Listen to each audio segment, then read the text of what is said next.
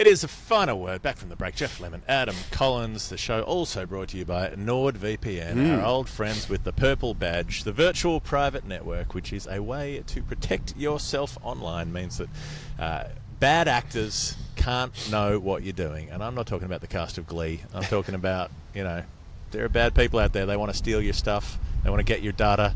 They want to hack you, and you're just harmlessly signing on in an airport cafe to their Wi-Fi somewhere, and it's an insecure network, and somebody goes, yoink, banking passwords, thanks very much, there's your email login, let's put a keystroke logger on your computer, all that kind of thing. Those are things that NordVPN can help stop. Also, don't let paid subscriptions go to waste. That's right, and that came in handy for me the other day. I bet. So I really wanted to watch the start of the AFL draft because my friend was being recognised at the start, and it was very important to me. Had I missed it, I would have been very upset. I ended up using Nord to VPN to look like I was in England to get access to the account that would let me watch the draft from my England account. Because you couldn't find it in So I Australia. couldn't, because there was no Foxtel in my hotel room. That's the magic of a VPN. It will put you wherever in the world you want to be, as far as your computer is concerned, which means that then other computers will also think that you're in that place, and then you can avoid price discrimination. I would have happily bought the other. I don't want to make it sound like I was being tight or cheap or anything, but I was running out of time. It was like I was like, fuck, I need to do this thing right now. Yeah.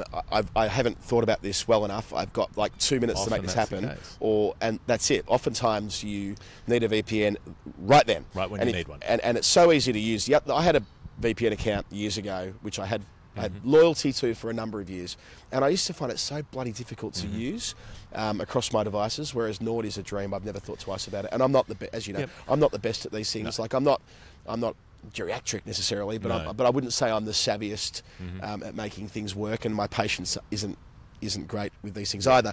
But Nord, you swearing at devices is legendary. Yeah, it is. It is. If they only fucking worked, it wouldn't. Yeah. But I haven't swore at my NordVPN. No. There you go. That's the real measure. I've never swore at it. The no swearing index. You open the app, you pick what country you want to be in, and bang, you're in Albania. There. You are the king of Albania. You are the CB fry. So if you're trying to follow the Test series, for instance, for radio or watching it or whatever it is, and you're somewhere else in the world, then the easiest way to do it might be with NordVPN. To get the best discount off your plan, you go to nordvpn.com/TFW, which stands for The Final Word. That's our link, and that means that you help support the show. You get a discount. You get 4 months. You get a discount. You get a discount. Yep. Oprah jumping on the sofa. You get a discount. Where's Tom Cruise? 30-day money-back guarantee as well. So if you don't like it and it's not working for you, you can refund it. You won't need it. You won't need the refund. But you can get the refund. So give it a look. Figure it out. NordVPN. Go and help them out.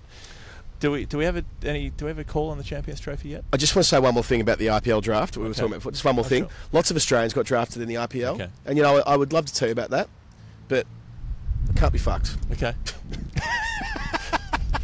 I hope they had a nice time. Okay. I hope they have a great time. I hope they have a great time. I gave that because I forgot to put it in the show notes. I know that Adam Zampa got signed up after having left early a couple of times. I thought he would have been blacklisted. I know that Starkey did well. Yep. Hazelwood did well. Okay. Some of them did less well. Yep. All the usual suspects are going to all the usual places. Right. There are lots of clubs. Sure. There are lots of IPL clubs, and that's terrific. And I hope they have a ripping time when they go to India next year. If there's one thing that Indian batters love, it's battering Mitchell Starc and Josh Hazelwood. No, I don't think that's true, is it?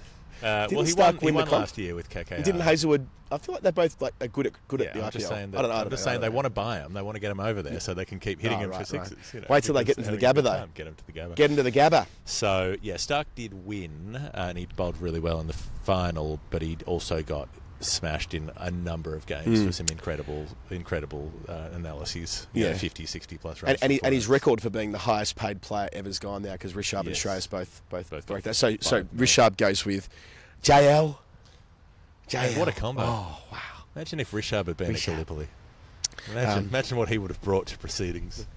Scooping the Turks. Did I say on the pod yesterday what I did in the press box yesterday? No. If I start telling you this story and you say I've heard this one before, just tell me to stop talking. I went into the press box yesterday. You know when it's one of those days when it's really not going well for Australia and literally anything goes. You can write anything on a day like yesterday and it's valid. Like it's a total. It's a free for all. It's a free for all, right? And I walked in and declared 3 words that will unite the nation: bring back JL. You could have written that yarn yesterday. Could've. You could have written the yarn, bring back JL. He might have briefed it out. Who's today? And Shreyas goes with Rick. Oh, RT Ponsing. RT. Whiskers. Ponsing. And that's where Maxie's going to. Yeah. With Ricky Ponsing and Brad Haddon to Kings 11 Punjab.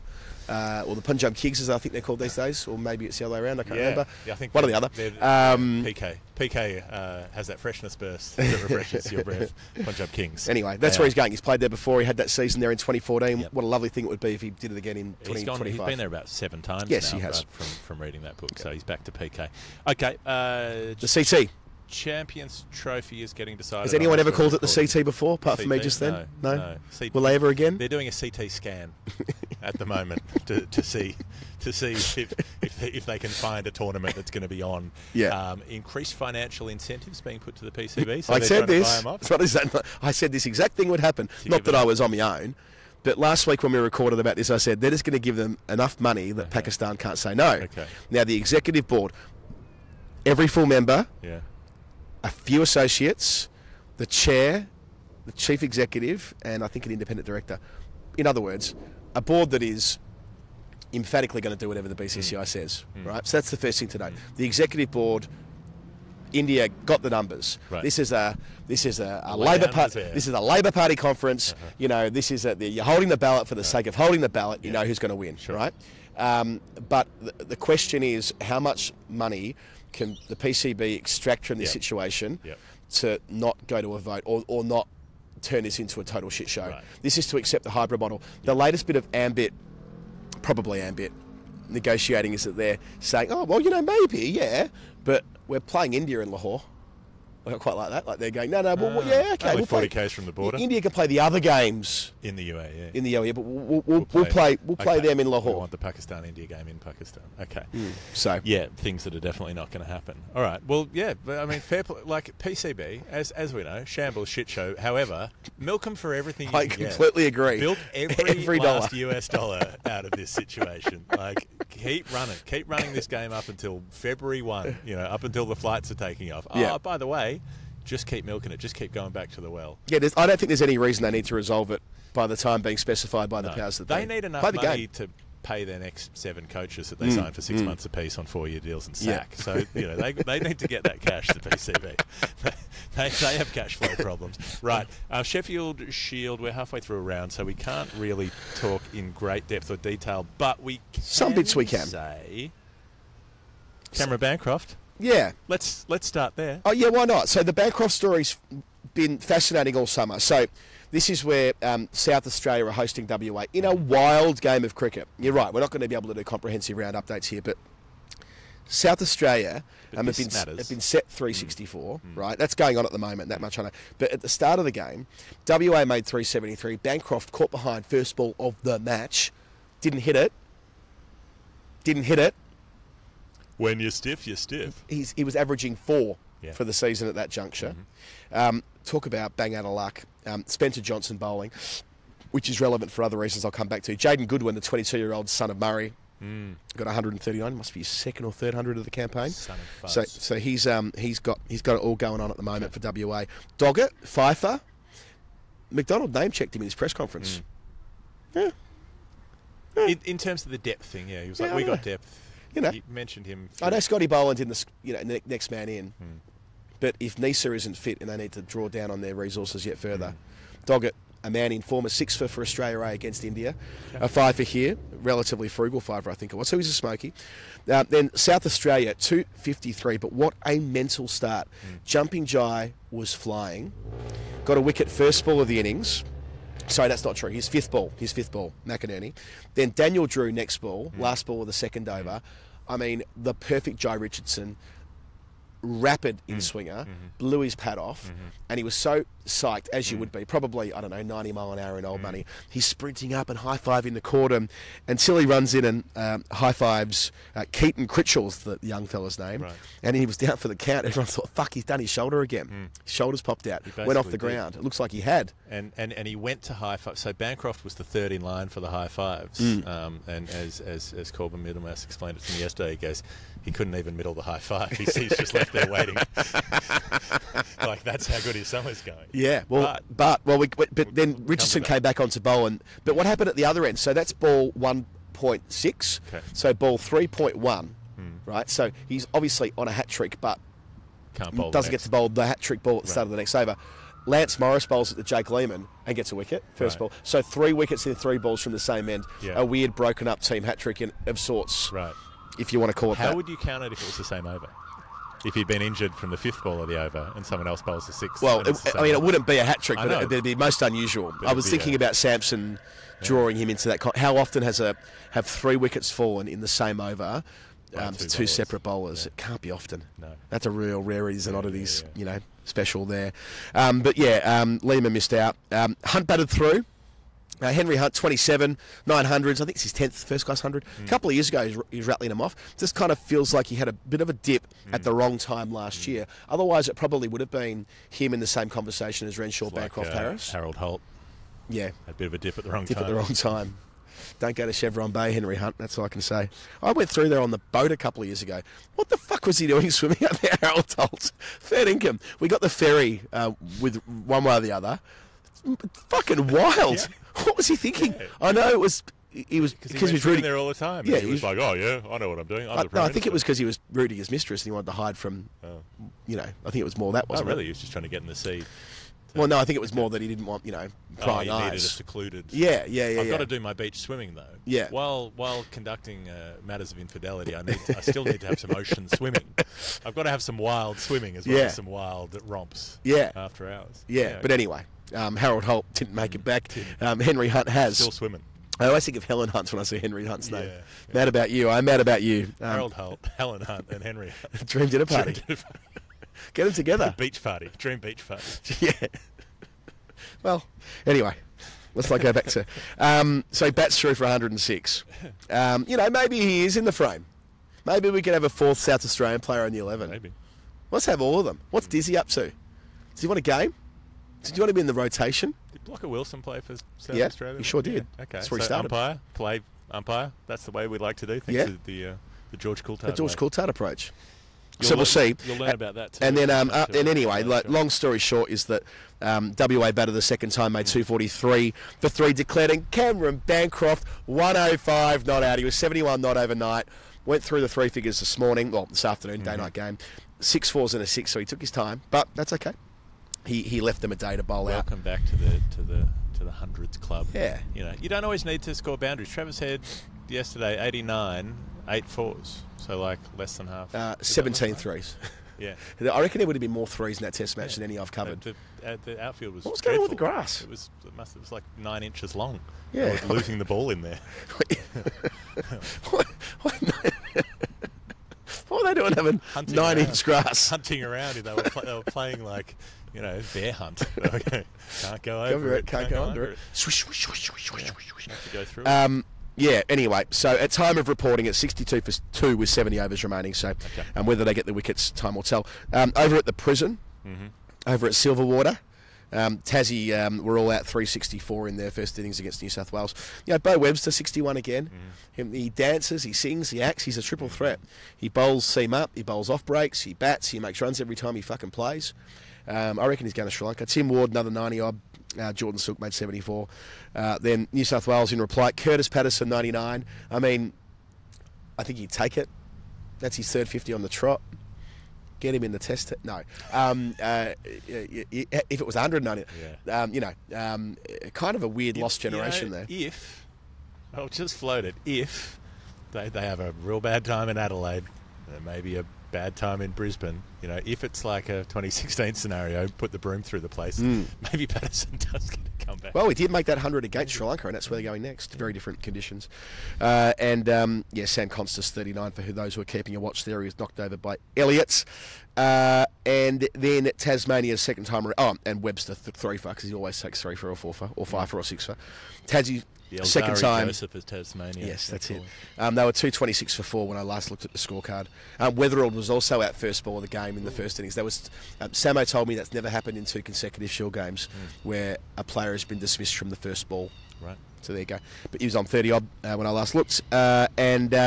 Tim Ward backed up his 94 with at least 79 not out. Adam Zampa's playing in this game, which is quite interesting. Took 3 for 96 in the first innings from 28 overs and had 1 in the second. He picked up Jake Doran, the captain. So the reason why Zampa's playing this game, and Mark Taylor spoke rather stridently to Tom Decent about this during the week, saying that he shouldn't be playing because it's preventing a full-time New South Wales player of getting the chance.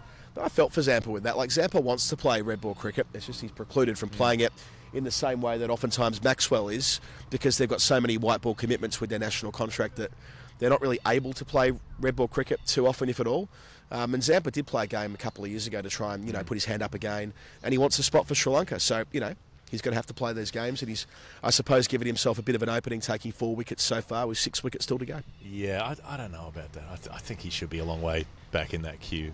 I love his white ball work, but and it's not his fault that he's not available because he's always playing for Australia. But surely spin bowling, you've got to at least. Well, it's worth enough. It's worth considering who else, if they want a wrist spinner for Sri Lanka, who else it might be. And look, the other name here, Victoria, are up at the Jabba, and they made 186 in the first innings, and Schweppo took 4 of them, 4 for 31. Top scoring there was Matt Short with 54. But Schweppo has done pretty well so far this season. And I did an answer on Storytime about him recently. It does feel like, I don't know, there would be some justice and reasonable fairness to him getting considered again, I think. Yes. Probably more so than parachuting Zampa in on the hunch that it might work. Well, more about the fact that Swepson he's been leading Queensland and a senior bowler and been built up to play Test cricket. So if it is a race off between the two of them, they're going to get at least one more week of Shield cricket next week with the red ball, and then Queensland responded with 297. Peter Siddle on his 40th birthday, 2 for 46, getting a couple of wickets down the list, and another 4 wickets for Xavier A. Crone, who I briefly told you the middle initial about last week. Jimmy Pearson, as ever, after his Australia A jaunt, top scored with 61. Angus Lovell, 60 odd this week after 120 last week. They sack everyone before Brisbane. Jimmy Pearson, get him in there. And Victoria, having conceded a 111 run first innings deficit, when I last looked, they were 262 for 2. And Campbell Kellaway had just been dismissed for a quick 122. Now he's the one they love in Victoria. He's the one they're all about. So an important 100 at the top of the list for Kellaway. Harris, another unconverted 50, got 62. So there's been a lot of Harris scores somewhere between sort of 40 odd and 90 odd this season. Yeah, bloody consistent, but not for nothing. And Matthew Short, Australia would take an opener who could make a half. I agree. I'm not talking it down. I'm simply saying that it's probably unfortunate for Harris that after making 100 on opening day, he's had this run where he's made a lot of 50s. So, and Short, by the way, is 59 not out. Another player who would, I think, consider himself half a chance for Sri Lanka in as far as if they're going to be short games where they want quick runs down the list and players who can do more than one thing. Who can spin, bowl a bit of spin. It's probably the same spot that Maxi wants, right? Yeah. So we'll see. Potentially. WBBL, the finals are about to start. The Melbourne Renegades on top of the ladder. How did this happen? A team from Melbourne. Yep. It happened. They're equal on points with Brisbane Heat, but got there on the old net last run day. Rate. They beat the Thunder, who could have gone top. This was good. Hurricanes in 4th. Go on then. Yeah, well, this was really exciting. This was like a last day of the season thriller, with all games having relevance to the top 4. But the best bit was that the Renegades needed to beat the Thunder, and the way the final system is set up, your 3rd versus 4th game, they play second. Yes. And then the winner of that game plays the top team in a home final. It's hugely skewed to finishing top, right? Yeah. And if the Renegades lost to the Thunder, they were in that 3rd and 4th game. So basically, the Thunder now need to win 3 finals to win the pennant, the 3rd of which will be an away game. So this was a huge game at the Junction Oval, and in it, the Renegades they bowled out, the Thunder for 133. Litchfield, the captain, 30 from 17, but Sophie Molyneux, her opposing number, the Renegades captain, 4 for 23. Then they chase it 1 down in 14.2 overs. Molyneux again, 42 not out. And the superstar from the West Indies, Hayley Matthews, 60 not out from 37 balls. So not only a home final, but a home final at the Melbourne Cricket Ground for the Renegades. So they did play the first WBBL final at the G when it was a double-header with the men back in 2016 when the Thunder played the Sixers. So what comes next is the Thunder. This weekend? Yeah, the Thunder play the Canes on Wednesday. Then they play... We'll be home. We'll be in Melbourne. I think it's on the weekend. Don't hold me to that. I think it's on the weekend. What I know is that on Wednesday it's the Thunder and the Canes. Then the Heat play the winner of that. Then the winner of that plays the Gades. Right. So I think it goes Wednesday, Friday, Sunday. But if it's on Sunday, I think we're playing a game of cricket. But if it's Saturday, then... Is it daytime though? Or is it I probably should have checked that. I'm sorry, I can't give... Okay. If you want to know that information, you can find out via You're Google. literally on the internet right now. That's There's right. no way you're listening to or watching this show if you're not on the internet. So you can find that out. England and South Africa women, they're playing some T20s. They're at Benoni Hazelhurst. Back to the ground where we landed in South Africa in 2018 when we went out to watch a practice game with Vian Mulder, I want to believe, coming into bowl to somebody or other. The ground where I saw 2 international games on the same day, technically speaking, where I saw Australia, New Zealand finish on the same date that I saw Australia-South Africa play a tour game. Yeah. South Africa A, I think it was, at the Benoni Hazelhurst upon landing. On the same flight as Warner, that was. Happy days. Yeah. Who'd captained the night before. It was all happening. Yeah, so multi-format points game system, rather. The test match is between the 15th and the 18th of December to finish it. But, this is I reckon this is really important for England, right? They botched their World Cup campaign. They didn't make it through to the semi-finals after losing their last group game. Yep. There is a review going on internally at the moment about where they're at. There are some unhappy people with where this England team are at the moment. I can tell you that for a fact, about maybe the direction on some of the stuff that's going on. So, it's up to them. If they play well in South Africa and then they play well in Australia in the Women's Ashes, results will dictate what happens next. But, this is all around the same time that the review's taking place. A number of England players have gone World Cup, WBBL, South Africa, bang, bang, bang. A brief time at home for Christmas and they return to the Southern Hemisphere for the Australian series. So, that's a pretty busy winter. Yep. So that's worth noting as well. But first T20, England got up. They were chasing 143, and they got there with 4 balls to spare. Nat Sciver-Brunt made a half century. No Sciver-Brunt, no England at the moment. No. Yeah, they basically just win games when she wins them. Well, they were in strife. They were 4 for 65 at halfway. The rest after of their batting Dirksen got didn't she top South Africa didn't smash it or anything. No. But Amy Jones made 31 from 19 as well. So Sciver and Jones, old housemates actually, in that share house they had with what else was it? With 2 others in there. Anyway, long time ago now. They got up, so they've won the first of 3 T20s, and it's 3 one-dayers. Then the Test match at I can't remember where it is to finish this. East London. East London. East London's not a bomb site, it is a treasure chest. Yeah, other East London. Telford Vice is from East London, isn't it? Maybe this was at East London. Either way, there are games at East London, I promise you. Fine, London calling. Now, the Australian squad, they're going to India in December for a little bit of white ball stuff, and then New Zealand. They go to New Zealand, don't they? Yeah, they're overseas in New Zealand. So Healy's going to miss the India trip with this knee problem, but be fit for the New Zealand trip. Georgia Vole gets a go. Good to see this. She was part of the Georgia Index in the COVID WBBL when Laura Jolly of that's right. put together the Georgia Index when we'd been discussing the incredible number of Georgias who were playing that season. Redmayne, of course. 6. So Georgia Redmayne was an early Redmayne, but Georgia Vole, I think that was her first year, so she's the one who really pushed the numbers up. I think we had 6 that year. With another Georgia Prestwidge was knocking about. There were a lot of them. Georgia. So Laura graphed that, the whole night through, and she's a powerful player. Whacks the ball, has been doing a decent job for Queensland. Smashing one of those sort of mature beyond her years. Like she was playing at late teenage years and looking very composed and driving along the ground and gives it a whack. So she's in. Just racking up halves. It seems like every card I look at the moment, be it for Queensland or for the Heat, she's making 50s. So they should be playing in that WBBL. I guess it's the preliminary final later in the week. But getting her Australian cap and getting a chance to open with Phoebe Litchfield. So this is kind of like a bit of a, a bit of a nod to the future. Litchfield, who I mentioned before, she's captaining the Thunder. She's getting the chance to be a proper senior player in the team under Talia McGrath in this India series, and Ashley Gardner's the vice captain. Then they're the games in Brisbane and Perth, and they come back to the New Zealand ODIs over there. They're all being played for Women's Championship points. Sure.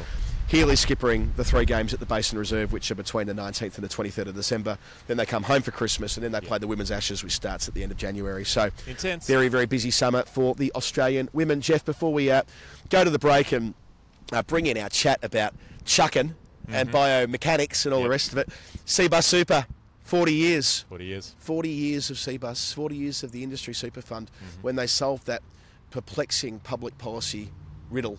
How do we sort out our retirement savings. Yep. Many people came together across industry, across government, with unions and all the rest of it, and they found a solution. It was superannuation. What if employers had to pay an amount into a fund that would be there for you in retirement, and employers ever since have been trying to find ways to get out of it? Well, you know, the deferred savings model of having employees and the employers working collaboratively has underpinned the national savings that, I don't know what it's up to now. I know when I worked up in Canberra, we were talking like it was like $7 trillion or something absurd, which continues to multiply year on year. And CBUS has been 1 year of the US military budget. and CBUS has been assiduously investing Australian savings in their fund throughout the course of that time. Excellent returns, which we talk about routinely, which aren't a reliable indicator of future performance. The best thing about them is they don't steal your money. They're not a bank, so they don't have to pay any of it to shareholders. They don't have to rip you off. No. They don't have to have bullshit fees and inflate things and take crazy bonuses for their board and all this kind of bullshit that banks do. It's the trustee approach. It's where you've got, you know, it's people from industry and people from, on behalf of the workers, working collaboratively. It's like the best of Australia, and CBUS and industry funds are right at the middle of that. So cbussuper.com.au, their 40th birthday in 2024. Be sure to get your super sorted out this year. Why not? And tell someone that we sent you. You don't need to, by the way, but it doesn't hurt.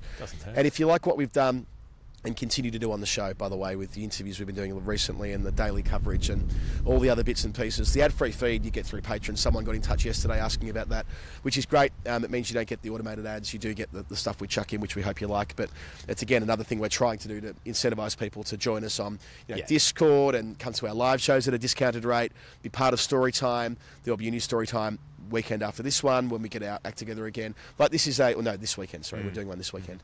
And that's the way we're able to keep the final word rolling week to week and make 250 eps a year. Just a bunch of pals hanging out, talking about the cricket. And playing cricket this week. We are. The final word 11 game will be on Sunday at the Bren's Oval in Parkville, which is just off Royal Parade next to the zoo. Easy to find. Come on down. Watch. Be part of it. Hang out. They're putting on tea. Yep. They're putting on pies. Yep. There's going to be beers afterwards. Everybody is welcome. You don't need to know Jeff or me or anyone else. If you just want to come down and rock up and say good day, many people have done that, who've gone on to become lifelong friends, and that's the beauty of what we've got going on in our wider Final Word community, which we're ever so proud of. Right, we're going to take a break. We're going to come back with Aaron Chin, who is a biomechanist and doctor of biomechanics at the University of Western Australia. Get your action checked.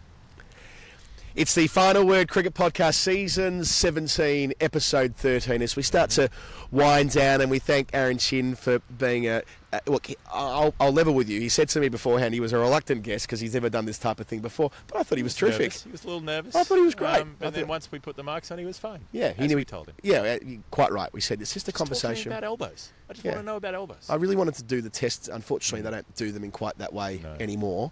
But I would like to get my action tested at the University of WA. That's a shirt we've got, by the way. It's merch. We've got the merch. Yeah, click the link. We don't sell our shirts very well. At our live show, you can buy our Maxwell for Australia, our flagship shirt, you might want to call it. You can buy the Showman at a discounted rate.